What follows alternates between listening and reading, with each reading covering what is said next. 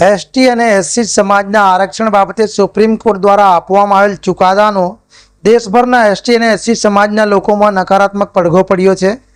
Supreme કોર્ટના ચુકાદાને લઈ પ્રથમ દિવસથી જ એસટી અને એસસી સમાજના લોકોમાં વિરોધનો સૂર ઉઠ્યો હતો. દેશના એસટી એસસી એકતા મંચ દ્વારા 21મી ઓગસ્ટના રોજ ભારત બંધનું એલાન કરવામાં આવ્યું હતું. ભારત બંધના એલાનનો ગુજરાત રાજ્યમાં સારો એવો પ્રતિસાદ જોવા મળ્યો છે. ગુજરાત રાજ્યના નવસારી જિલ્લાના ખેરગામ તાલુકો સજ્જડ બંધ રહ્યો હતો. ખેરગામના દુકાનદારોએ પણ સ્વયંભૂ કોઈપણ જાતના દાબ દબાણ વગર પોતપોતાની દુકાનો બંધ રાખી ભારત બંધના એલાનને સમર્થન આપ્યો હતો. સમસ્ત આદિવાસી સમાજ નવસારી જિલ્લાના પ્રમુખ ડૉક્ટર નીરવભાઈ પટેલ સહિત આદિવાસી આગેવાનોએ તમામ દુકાનદારો અને વેપારીઓનો આભાર વ્યક્ત કર્યો હતો. આગેવાનોએ શું કહ્યું આવો તેઓને સાંભળીએ. જી સર. હું જગદીશભાઈ મંગુભાઈ પટેલ ખેરગામ. આજના એસસી એસટીના કાયદા જે નવા ઉમેરા કરવામાં આવેલ એ બાબતે ભારત બંધનું એલાન રાખવામાં આવેલ હતું, જેમાં ખેરગામ તાલુકો પણ એને સમર્થન કરે છે અને એમાં જોડાયો છે. તેને અનુસંધાને આજે સંપૂર્ણ ખેરગામ બંધ રહ્યું છે અને લોકોએ બધાને સારો એવો સહકાર આપ્યો છે. બધા જ સમાજે, બધા જ વેપારી મંડળે સારો એવો સહકાર આપ્યો. એ બદલ એસસી એસટી મોરચા વતી હું એમનો આભાર વ્યક્ત કરું છું. જય જોહાર, જય આદિવાસી, જય આદિવાસી. આજે 21 ઓગસ્ટ 2024ના દિને સુપ્રીમ કોર્ટનો જે ચુકાદો છે, જે સંવિધાનને ખરેખર ખોખલું કરી જ નાખેલું છે એ લોકોએ, પણ આજે પાછું પણ એનું વર્ગીકરણ કરીને એસસી એસટીને જે વર્ગીકરણ કરીને એને વધારે પડતું ખોખલું કરવાના જે કાવા દાવા ચાલી રહ્યા છે એ બાબતે ભારત બંધનું એલાન આપવામાં આવેલું, તેમાં પણ ખેરગામ તાલુકો, જે નવસારી જિલ્લામાં ખેરગામ તાલુકો આવેલો છે, એ સજ્જડ બંધ રહ્યો છે. આ તમામ જાતિ પક્ષ ભૂલીને તમામ વેપારી મંડળ, તમામ શાકભાજી માર્કેટથી માંડીને મેડિકલ સિવાયના દરેક ક્ષેત્ર બંધ રહ્યા છે. એ બદલ તમામનો અમે સમસ્ત આદિવાસી સમાજ તરફથી આભાર માનીએ છીએ. ધન્યવાદ. હું જીવણભાઈ પટેલ, ખેરગામ એપીએમસી ડિરેક્ટર.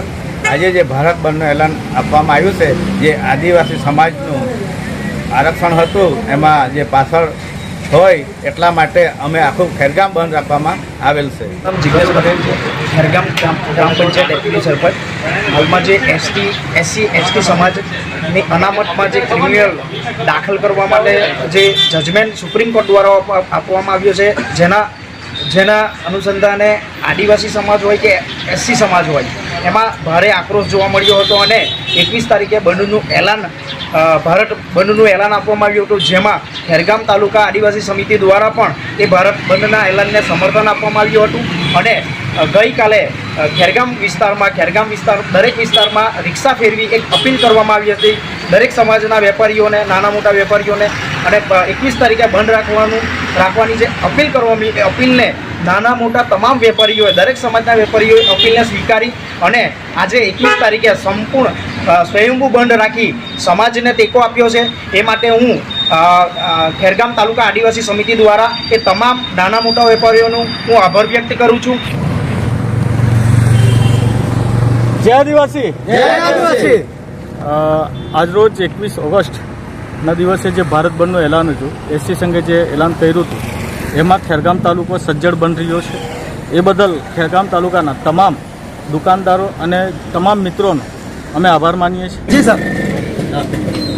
જે એસટી એસસી સમાજના હાઈકોર્ટે જે નિર્ણય લીધો, હાઈકોર્ટે શું નિર્ણય લીધો છે અને આ બંધ રાખવાથી એના પર શું અસર થશે એ બાબતે થોડું પ્રકાશ કરો. સુપ્રીમ કોર્ટે જે નિર્ણય લીધો છે એ નિર્ણયની અંદર કે સમાજની અંદર જે એસટી એસસીની અંદર જે કેટેગરી નક્કી કરવાની છે, એ કેટેગરીની અંદર એ નિર્ણયથી જે ઘણા આદિવાસી સમાજને નુકસાન પણ થાય છે ને નુકસાન પણ થશે. એ કારણે અને આ બંધ કરવાનું કારણ કે સમાજ એક છે અને સમાજ થકી આજે ખેરગામની અંદર દરેક જ્ઞાતિએ આ સમાજ સાથે જોડાયેલા છે અને આ સમાજ થકી જ આગળ વધ્યા છે. એટલે સમાજને સહકાર આપી સ્વયંભૂ બંધ રાખી દરેક વેપારીએ નિર્ણય લીધો છે.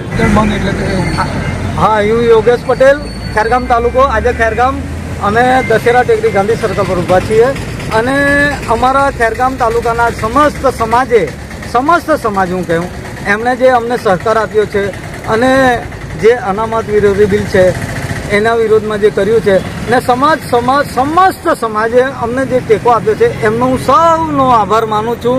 ને ખેરગામ તાલુકા વતી પણ એક વસ્તુ મારે કહેવા જેવી હતી. આજે મેં આદિવાસી તરીકે એક વસ્તુ હું બોલવા માંગુ છું કે અમારો જે આ વિસ્તાર છે ખેરગામ તાલુકો, ગણદેવી વિધાનસભા સીટ જે અનામત સીટ છે, આજે તે અનામત સીટના જે ધારાસભ્ય જે અનામત પર જે આજે લડે છે, અનામત સીટ પર એસટીના સીટ પર જે લડે છે તે ધારાસભ્યનું ગામ આજે બંધ નથી, પણ મારું ખેરગામ બંધ રાખેલું છે. મેં લખી રાખજો આ વાત, મારું ખેરગામ બંધ રાખેલું છે. રૂમલા બંધ નથી રહ્યો, જે અનામત સીટ પર જીતે એનાથી બંધ નથી થયેલું.